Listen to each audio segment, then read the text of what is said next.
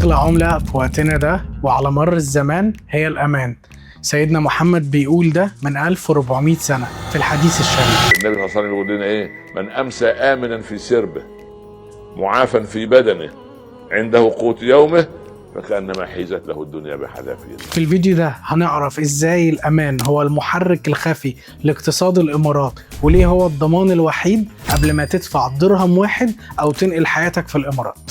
أنا مصطفى رشوان، صاحبك اللي خايف على مصلحتك وهيقولك كل حاجة. أنا مش هسيب مفتاح عربيتي أو محفظتي أو فلوس في أي مكان في الإمارات وارجع بعد ساعة 2 يوم يومين ولاقيهم، ولا هسيب الاوردر على باب الشقه واتفاجئ ان محدش سرقه، ولا هسيب العربيه مفتوحه وباب الشقه مفتوح واسافر بره الامارات وارجع الاقي كل حاجه زي ما هي. في مليون حد عمل الفيديوهات دي، اي حد عايش هنا بيعمل كده كل يوم، ده الطبيعي هنا. اللي ما يعرفش يقول عدس واللي ما شافش ما يتلمش. هنا في اولويه للمشاة عن العربيات، يعني لو انت بتعدي قصاد عربيه العربيه هتقف وانت هتعدي. عيالك وهم راكبين باص المدرسه محدش يقدر يعدي من جنبه، سواء هم نازلين او طالعين من الباص، فيها مخالفه كبيره ونقط سودا كتيره. انت كبنت ممكن تمشي باي لبس في اي وقت في اليوم بدون خوف، ومحدش يقدر يقولك تلت التلاته كام، فيها كلبوش. تعرف ان لو مطعم بيت الاكل او باع اكل وحد اشتكى من جودة الاكل المحل بيتقفل فورا وغرامة فلكية مهما كان جنسك، دينك، لونك، اصلك، فصلك. لو حد اتنمر عليك او عنصر عليك هيتسجن. لو حد بعت لك مسج على الواتساب بيشتمك بلفظ وانت اشتكيته هيتعمل له قضية ويتجازى. انت كموظف في اي شركة هنا في جهات كتير بتحميك وتحفظ حقوقك عشان تحافظ عليك من اي تهديد، زي ان المدير ياخد باسبورك او ما يدفعش المرتب او يسيء ليك. الاولوية للبني ادم، وزي ما قال الكينج: لا يهمني اسمك، لا يهمني عنوانك، لا يهمني لونك ولا ميلادك، يهمني الانسان ولو ملوش عنوان. طيب ناخد زاوية تانية خالص.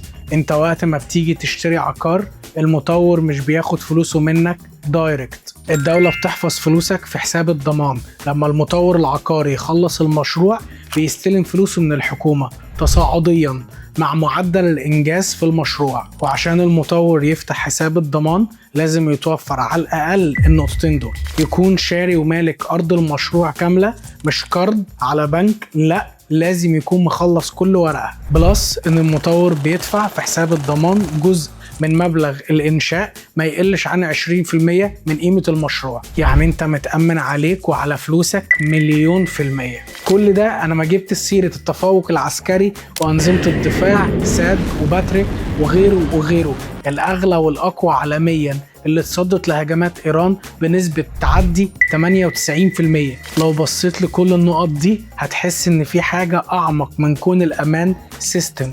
الأمان في الإمارات لايف ستايل. عليا الطلاق احنا معايشين. خليني اقول لك يا صديقي ان الامارات العربية المتحدة متصدرة في مؤشر امان الدول، وابو ظبي المدينة الاكثر امانا في العالم. كمان الامارات اقل معدل جريمة في العالم. 98.7% من الناس في الامارات بيحسوا بالامان. هل كل ده صدفة؟ يا عم اتقي الله. الأمان دايما بيتبعه ثقة، وده من أكبر أسباب إنك تلاقي كل الإنفلونسر، الممثلين، المشاهير واخدين الإمارات بيت ليهم ولعيلتهم. تقارير هنلي بارتنرز بتقول إن الإمارات استقبلت حوالي 9,800 مليونير سنة 2025، وده خلاها أول وجهة في العالم لهجرة الثروات. الأمان والنظام اللي هنا عملة نادرة، مش موجودة في أوروبا ولا أمريكا ولا موجودة في دولة عربية تانية. في أمان، في فلوس واستثمار. طيب ده حصل إزاي؟ هنا القانون بيمشي على الكل، بيتطبق بشكل صارم وحازم وعادل. في أكتر من 300,000 كاميرا مراقبة شغالة ومتصلة بشبكات ذكية للشرطة. امشي عدل يحتار عدوك فيك، هتعمل مفتح وصايع هتتجف شوال. لو بتدور على بيت تكون آمن فيه انت وعيلتك على مستوى العالم كله مش هتلاقي أأمن ولا أجمل من الإمارات. عيشي بلادي عاش اتحاد وإمارة.